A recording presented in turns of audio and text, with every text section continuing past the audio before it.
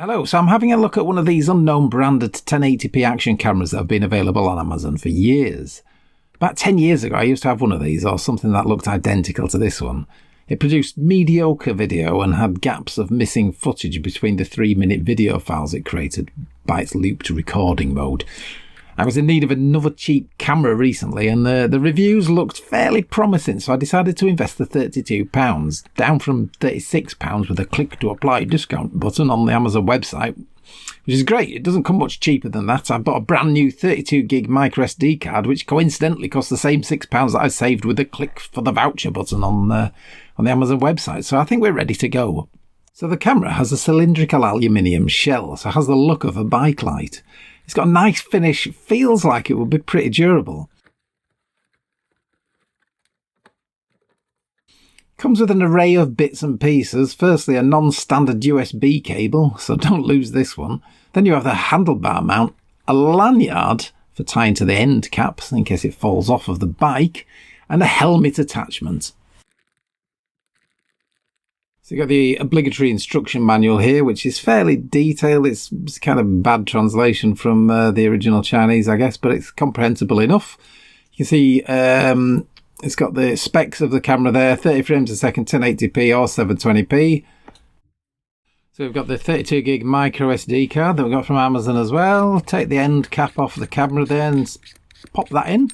Just a standard 32GB SanDisk is going in there. You see here we've got the switches, the camera and video mode, 1080p, 720p selector, and the slots for the SD card. That just pops in there. It doesn't get lost. You just use your end of your fingertip. It'll just click into place. Still sticks out a bit, so you're not going to struggle to get that back out again, thankfully. There's a little light at the end there and a reset button, by the way. That lights up when it's charging. I guess the reset button is if it sort of jams up or anything. That's your non-standard USB cable.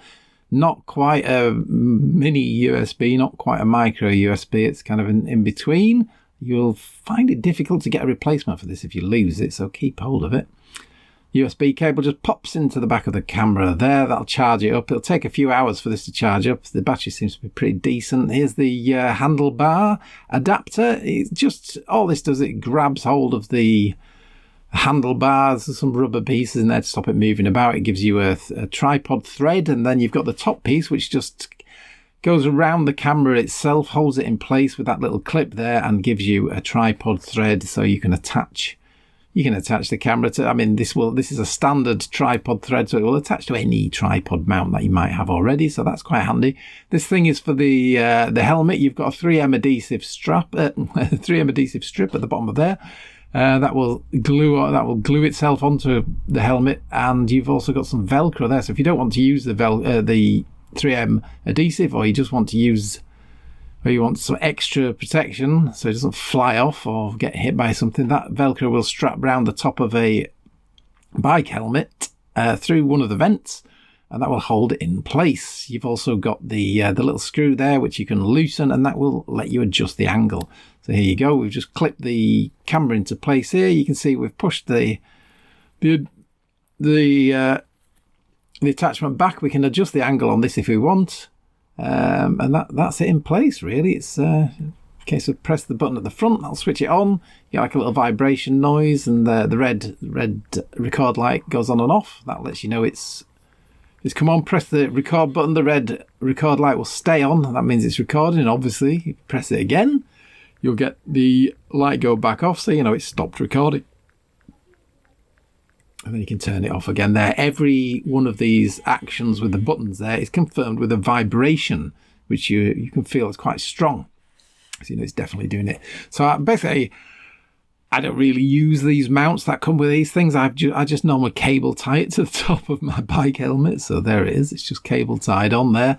There's a little bit of foam I've put in the back just to angle it downwards slightly, so it's in the right position.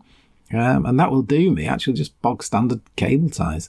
So if we plug this in now, we can connect it to the laptop. You'll have to, this is just so we can set the date and time initially before we start using it. Now this is, you'll have to excuse the state of this laptop, it's covered in filth. Mount the SD card. If you just edit, there's a file created automatically by the camera called time.txt. In here you can just put the current, put the current date and a time that's like, I don't know, a minute in the future or something like that, because we need to sort of synchronize when this gets read by the camera with the actual time. So I'm going to give it, so like, nearly 7:15 there. The Y is just for if you want the date and timestamp on the video, and the 3 is just for the minutes you get per chunk of video file. So once you get to the end of 3 minutes, it will create a new file, get another 3 minutes, create another file there. So I've just synced that. So yeah, what I'll do now is I'm just going to get it so it's nearly the time I set on the time.txt, push the camera's on and off button so it wakes up and reads the file there. So it should read the file around the sort of time that I've set on the thing. You're never going to get this 100% accurate. So what I'll do is I'll just set it off so it's recording a video, and I'll video the watch, and then we can compare the time and date stamp. And there it is, look. So you can see I'm about 2 seconds out there. So it was 30 seconds past the minute when I pressed the power button. So about 2 second delay there. But anyway, let's get a look at the footage then that we've managed to take so far. So this is a quick test run. And you can see, well, immediately, it's pretty obvious it's not really 1080p. It's not bad, but it's definitely a lower res image, sort of scaled up to 1080p. Now, one of the other things you might notice as well is it looks a little bit jerky. It does produce 30 frames per second video files, but when you actually look at them, it looks more like it's running at about 20 frames per second. We'll go into that a bit later on. We can actually see what's happening there. But apart from that, it does do the job, and it seems to be fairly okay. The colours do change a fair bit when you change the angle of the camera. Sometimes the greens and the reds change saturation a bit, so it can be a little bit different when you move it about specific lighting and angles and stuff. But other than that, it's not actually looking too bad. So here's just some footage for you to look at. Now you've got to remember this is obviously re-encoded and then uploaded, so it will be encoded again by whatever platform you're viewing this on.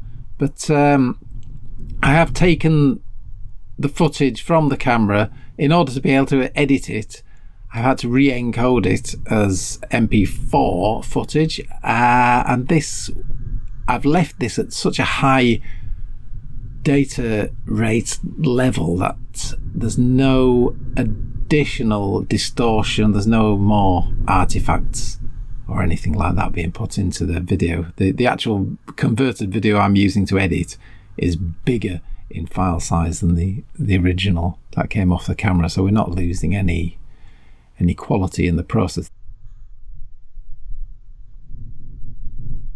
This is obviously a nighttime shot. You can see here, if you just look at the sort of middle center right of this shot, you can see that what looks like a bit of rain or something on the lens there.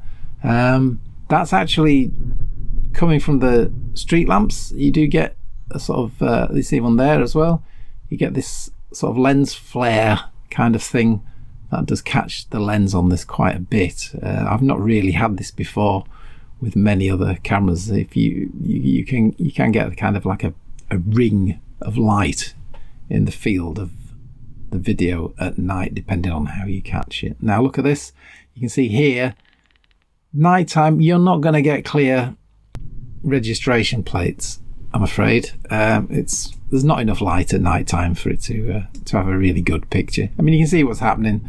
This is pretty much street-lit street with a fairly decent bike light on the front.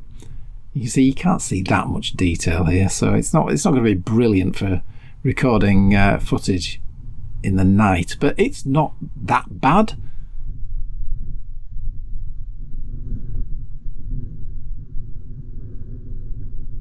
But as you see, you're not going to get any details of reg plates or anything too specific.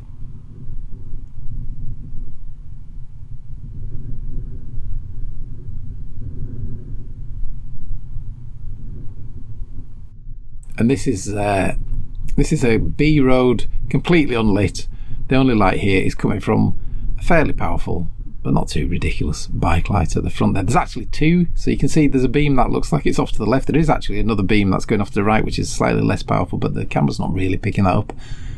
So yeah, I mean, this is going to be of limited use really in the pitch black on country roads. But as you can see, you can still see things where there is light.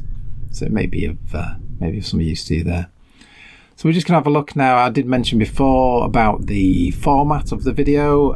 We've just opened this up in VLC here, so we can have a quick look around at what's going on. Codec information, so you can see it's actually not recording in H.264 like most cameras. It's recording in motion JPEG, which, as you can see, is going to produce some pretty big files.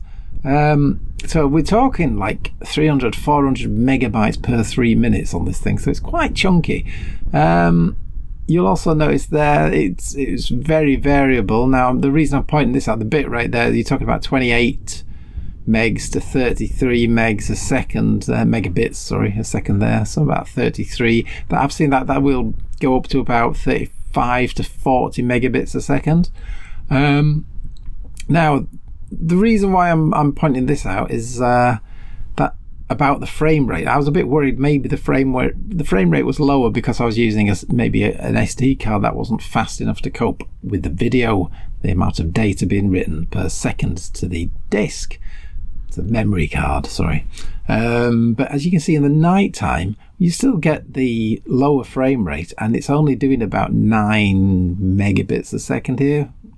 7. I mean, it goes right down to about 4. Sometimes it peaks up again and then drops back down, but you're looking sort of a third less information being written to disk in the night time as compared to the daytime. So I'm ruling out the SD card speed here as the reason why the frame rate seems to be lower, but we can have a look at that and see what's actually going on if we do a step-by-step next frame by next frame in VLC. So we can see here we're progressing frame at a time, and you'll notice that nearly every third frame is a repeat of the frame that came before it. So it's a 30 frames per second video, but it's actually running at about 20 frames per second. Now, if I re-encode this video in something like Handbrake and it produces a H.264 MP4 file, the native frame rate of that MP4 file will actually be 20 frames per second when I look at it. So Handbrake is noticing that these are duplicate frames, and it's a bit annoying really, because it's kind of false advertising, isn't it really? Because you've got this camera, it says it's 30 frames a second. It does produce a 30 frames per second video, but the frames that are in there they're repeated every third frame. So you're not really getting 30 frames a second out of it, in the same way that you're not really getting 1080p footage out of it. If you look at the detail here, you can see the resolution is obviously a lot lower than 1080p and is just scaled up to meet the requirements there. So it's kind of a bit of an untruthful sell there. But you can see now, my theory was maybe that in the daytime, that's a lot of data. Maybe the SD card's not up to it, but here we have, now I showed you before the nighttime clip, we're talking a third less data, a third less bandwidth to the SD card, and we can see the exact same thing here as we step through frame by frame. Every third frame is a repeat of the one that came before it. So it's not looking like it's being restricted by the bandwidth to the SD card. So I think this is just a case of false advertising. But that is motion JPEG for you. I mean, it's every single frame is compressed as a JPEG in its own right. There's no B frames. It's not H.264. And here we are. I've just done a quick test here to show the rollover between two segments. So each segment, it's set at 3 minutes, which is something you can control via time.txt. And there we go. We're rolling over from one clip into the next one. As you can see, it doesn't look like there are any frame drops here. I'm just fast forwarding to the next one. This one, I think there's something coming past as it flips over. Is there? Or is that the next one? It might be the next one. Hang on. If we get to the end of this clip, here we go. So as you can see, I think there's going to be something coming past here. Yeah. And then it flips to the next clip. I don't think there's a single frame lost there, which is really really impressive for a camera of this class. Normally, I mean, with a lot of even some of the more expensive cameras, you get a delay of either a few frames dropped or, you know, a 1 to 2 second delay between there. But I think that's just the same thing slowed down again, just so we can see it roll through the two clips. And I don't think there's anything missing there, so that's pretty impressive. I'll give it some credit there.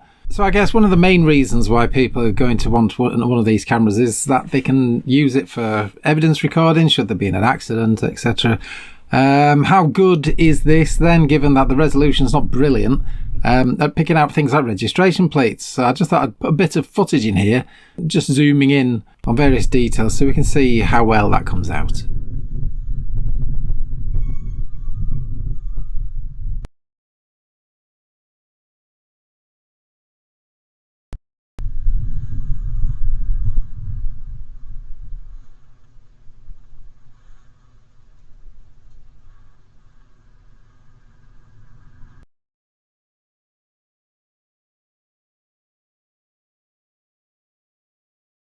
I also thought it'd be worth putting a bit of footage in. That's just an example of the sort of sound quality that you're going to get off the microphone. So as you can hear in this clip, just say my apologies for this chap having to stop getting into his delivery van. And he says something back about, don't worry about it.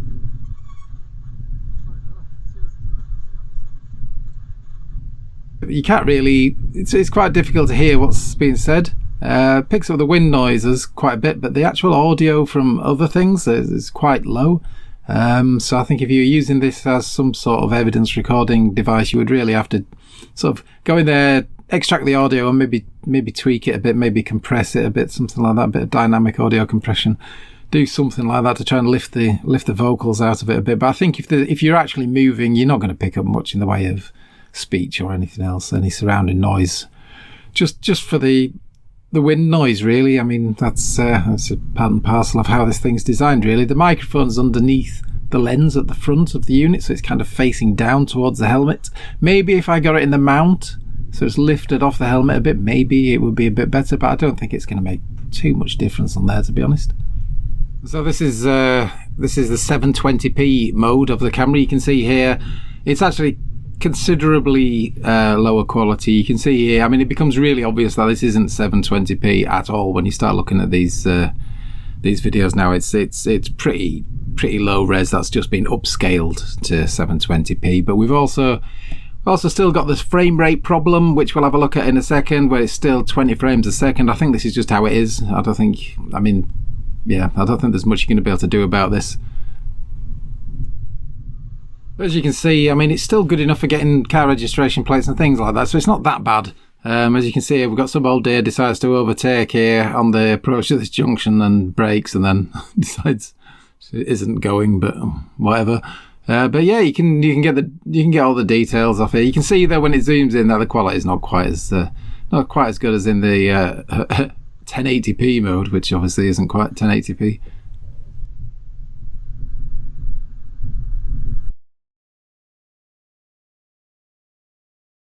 If you look at the file sizes are down on average to about 300 megs again in the daytime for 720p mode. This is nighttime in 720p. We're just having another look on here, so you can see the bit rate there. We're talking about 6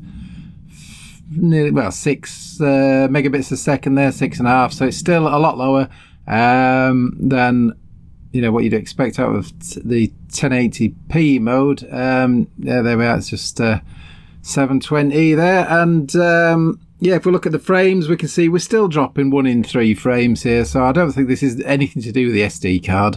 I think it's definitely just the camera. This is the frame rate the camera operates at. So yeah, 20 frames a second. This is just a bit better lighting, just to show you that it's not looking too bad in the dark. I think it's passable. That's a slightly brighter light that I've put on there, so it picks up a bit more stuff on the road. But yeah, it looks all right. Again, 720 there, and then we're just going, this is in daytime in 720p, just to see if we're still getting the same thing there.